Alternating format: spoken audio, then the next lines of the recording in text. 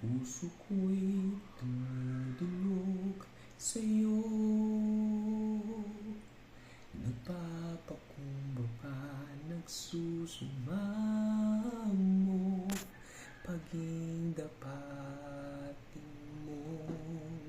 Ikaw ay mamasdan, magkaniika at sa iyo ay pumisan.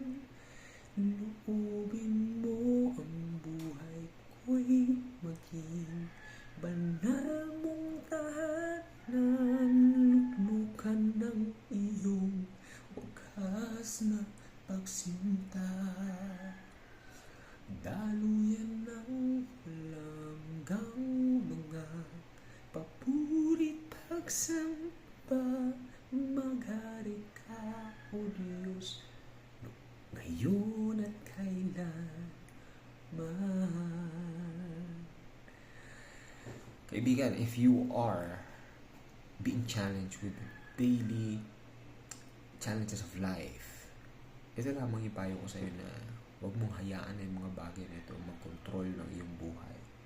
Because there are a lot more to be grateful, to be thankful sa buhay na ito.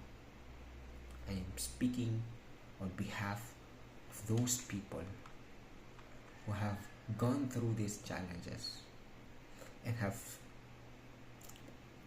realized that it's only God who could really help you out of this situation.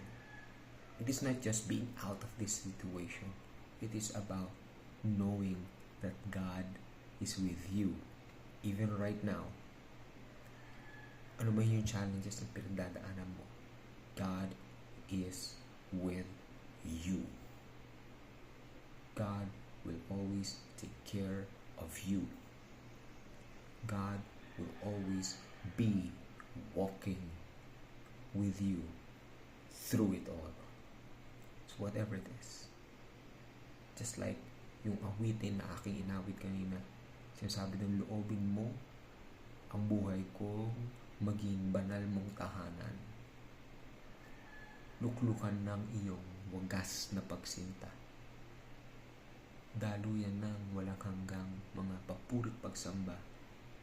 Maghari ka, O Diyos, ngayon at kailanman.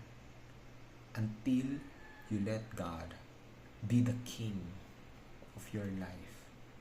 That's only the moment that all your worries, all of your cares, all of your anxieties will be wiped away. You know why? Because you are at the King's side. Kasama mo ang Hari ng mga hari, ang Panginoon ng mga Panginoon, ang Diyos ng mga Diyos. Si Jesucristo sa bawat araw ay kasama mo.